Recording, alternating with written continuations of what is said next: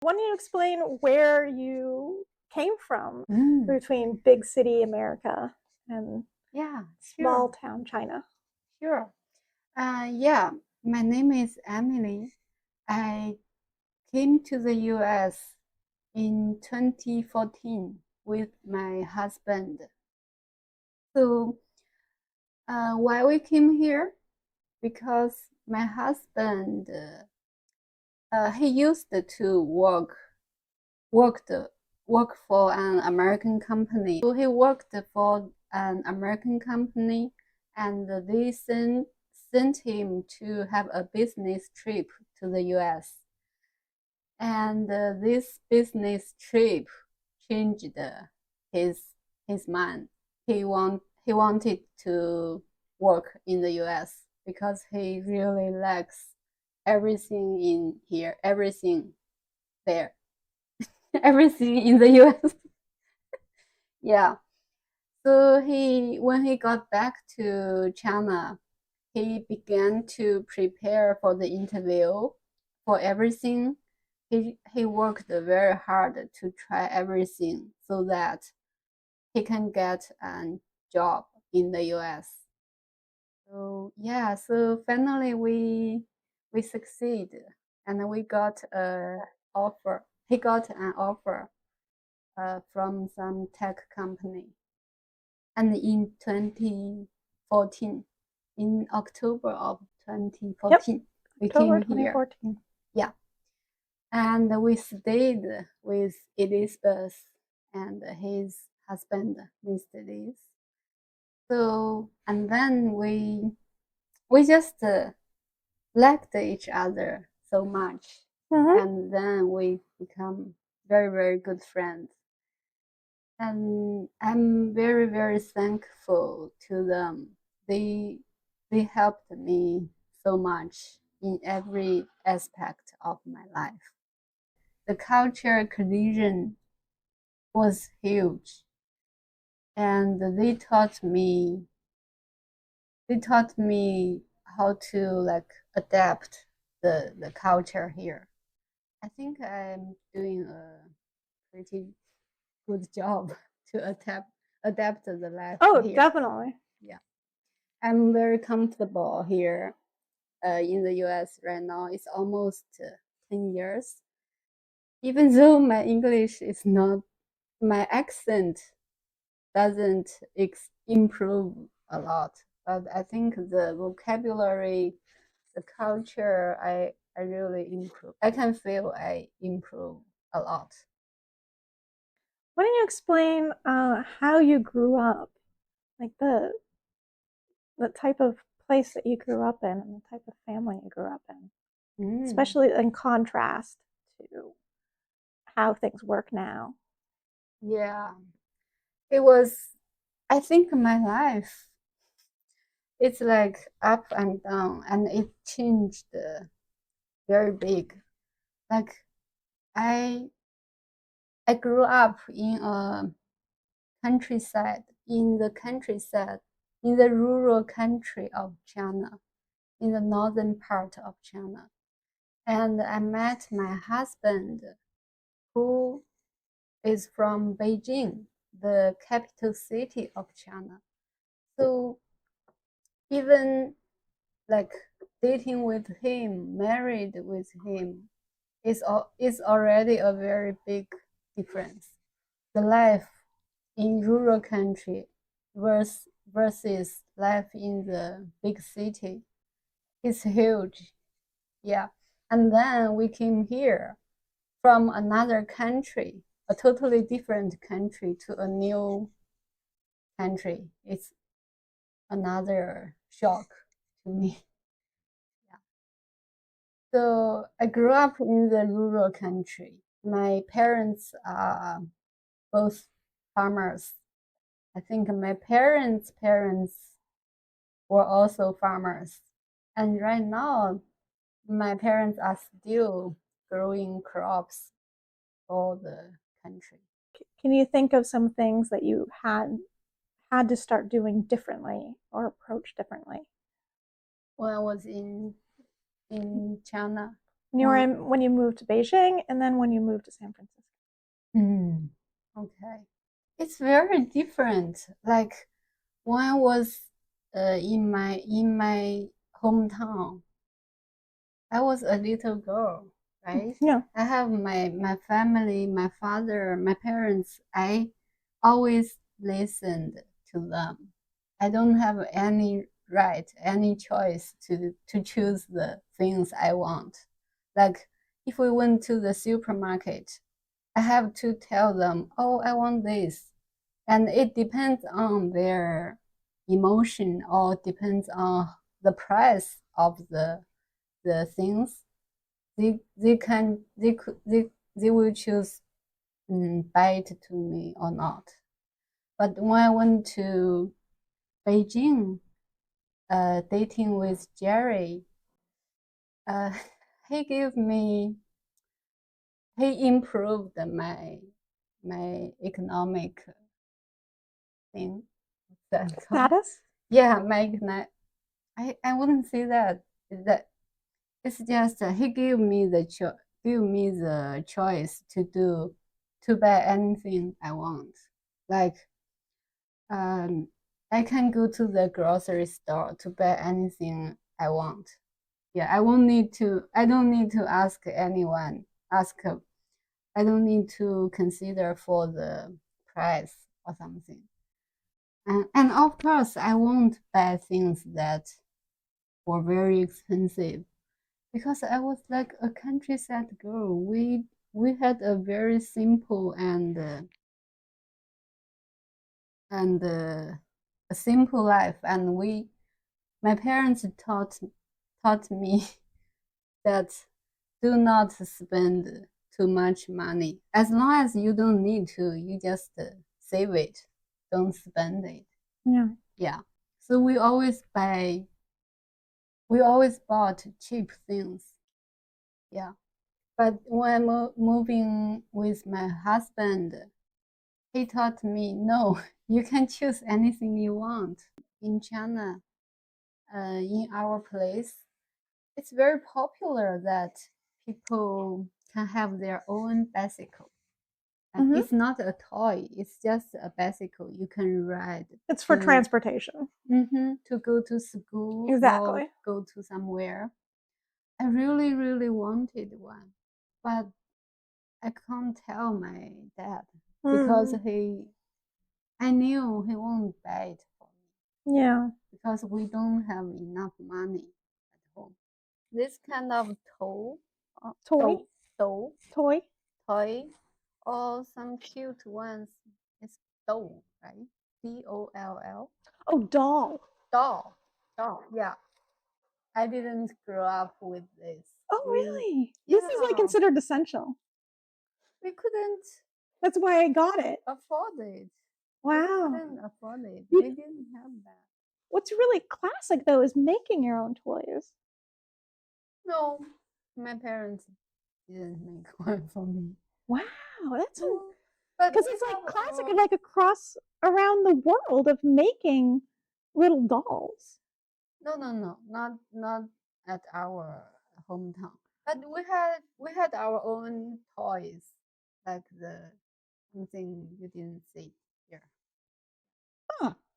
Yeah, but no those. No, no. Wow, it's really common. Like you just take some twigs, some spare fabric, some buttons that fell off, and people like just make toys out of them. I made Yeah, toys out of like random stuff that I found around. really, Yeah, we didn't have that experience. that is an interesting But right cultural now it's difference. totally different.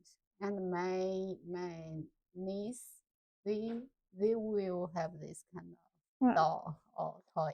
Yeah.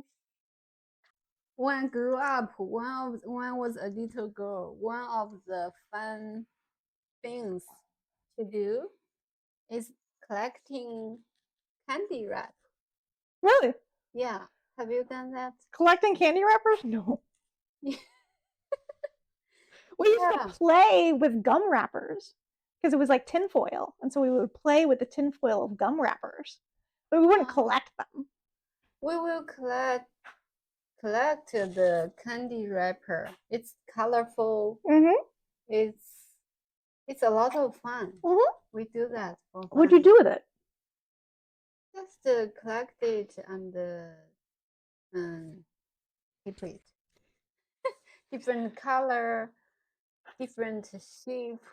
It's interesting thing to do. That's what we do. Yeah, like if you play around in the village, you will see some. You would see some on the ground, and you just pick it up and collect Huh. it. Yeah. And then you just have these colorful pieces of paper. I think And I then carefully fold them, put them together. okay. Yeah, Because it's I a think like fun making thing. something out of it, like tape them together, No, have a no, no, no. sheet, and then wrap the sheet around some twigs, and now you have a dress for a doll. No, I No. really didn't have the concept of doll at that time. We didn't play. Wow. Yeah. So yeah. Oh, we didn't even have a TV set when I was in my Yeah. graders, right? Graders, like Grade. first grade, Yeah. second grade. When I was a It's grader. elementary school. Yeah, when I was in elementary school, I remember we didn't even have a TV, and we had to went to the neighbor's house, and I remember like in the dining room, a group of people gathered there and watched TV Yeah. together. It's so Yeah. fun. Yeah. Yeah. Yeah, I remember when I was young and when I heard about people who didn't have TVs, my mind was blown. I was like, how could you function without a TV? This is child abuse.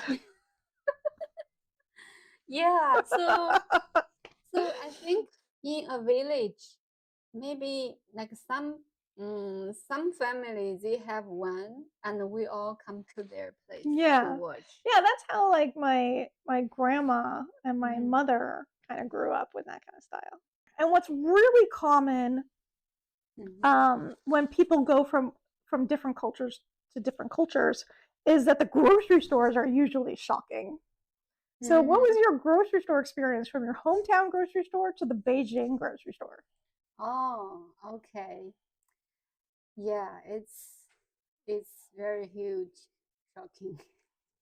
So first of all, here people buy their grocery only once or even twice a week. Or like when I grew up, every other week. Yeah, wow, that's very shocking because in China we buy grocery every day, Yeah, even every meal. yeah. When Yeah. I was in Italy, it was Mhm. similar to that. You bought your groceries every day. Yeah. Yeah, so we were, and they did have a big grocery store in Italy. Mhm. But mostly you got most of your food from the little shops in Florence. Anyways, I lived in Florence. You Mhm. got most of your food from the little shops, and so Mhm. like when you were walking home from work, you Mhm. would stop into the little shops Right. and pick things up. But Right. you definitely don't have that Yeah. here. Yeah. So here in the supermarket, they so all the produce and fresh fruit and veggies. We also have um, what we didn't have there in back in China is pre pre-cut or pre-washed veggies. Mm-hmm. And when I first saw it, I said, "Oh, American people are so lazy. Why is it? Why people would buy this? Why like they've already cut it for you and washed it for you?" So when I first saw them, it's weird. I didn't see that. Wow, this is so convenient. Instead, I thought, oh my God, people are so lazy here. Why they buy this kind of stuff? Yeah, that's what I'm thinking. And it's true that I didn't buy any of the pre-washed, pre-cut veggies for almost like 9 years. I never buy. I only buy the foods that, and then I wash them at home and cut them. But last year, everything changed. We began to use the pre-washed veggies, even the frozen veggies. I changed my attitude a lot. So it's a process. In the beginning, I thought, oh, I would never do this. I would never do that. But right now, I learned to adapt. And I thought, and and the truth is, it's really not as bad as you thought it was. Mm-hmm. Like the pre-washed vegetables, why it can save you so much time, right? Yeah, I prefer getting the sliced mushrooms Uh-huh. because it saves me time from Yeah. slicing the mushrooms. Yeah, I didn't. I can just open up the package and throw it right on the skillet. You know, it's Yeah. great. Yeah. It's really, really good. It's like how many times when I wanted to have vegetables, but when thinking of, oh, I need to take them out and wash them and cut them, which stopped me of doing that. So I thought, oh my God, it, it, it's a big trouble, annoying. Like, oh, to cut the vegetables and stuff. Yeah, is it An called annoyance. annoyance? Inconvenience. Yeah, it's such an inconvenience that Yeah, it stops me from eating veggies. yeah. Yeah, Greasing the gears. yeah. So why don't I just buy a bag of pre-cut, pre-washed vegetables and eat my veggies? So I changed my mind. Yeah, We'll begin to use it right now. that's good. But I still use the original ones because I think like spinach or something, I like eat the whole thing from the root to the whole bunch of the spinach. In the in when you buy the bagged ones, it's only in the leaves, Yeah. right? You don't see the stems or something. So I will choose different different veggies, different. Some are bagged ones, some are original ones. But I don't judge any uh, commercial ones anymore. I accept them and I use them. I enjoy them a lot. It's really a good option if you don't have time, and it's better than nothing, right? Because I know Mm-hmm. I want some green leaves, but I don't want to prepare myself. I'm still not don't understand why people would buy pre-cut onions that chopped onions, chopped Oh, by chopped chopping onions. carrots or chopped everything, I would celery. do chopped onions because I get really bad eye reactions to chopping Oh yeah, onions. I have that And reaction too. also, they're a little bit more dangerous to chop in my experience. They're Hmm. more likely to have a knife slip and hurt yourself. Like my grandmother has cut herself several times Yeah, on onions. I And know. so, yeah, I think it makes sense that having chopped onions, especially for people who have difficulty chopping. Yeah, A lot of I, these things are accessibility advantages for people with disabilities. mm, So it's a yeah. little bit laziness, but also accessibility. Mm, okay. Yeah, about the chopped onion. I would think, oh, they are not very, they will not be. as fresh as Mhm. yourself chopped. Probably not. I agree with that. Yeah, so I prefer to cut it myself, but it's really a pain to cut onion. I don't like it either. Yeah, terrible. If you like us, please like, subscribe, and comment. Thanks for joining us. Bye-bye.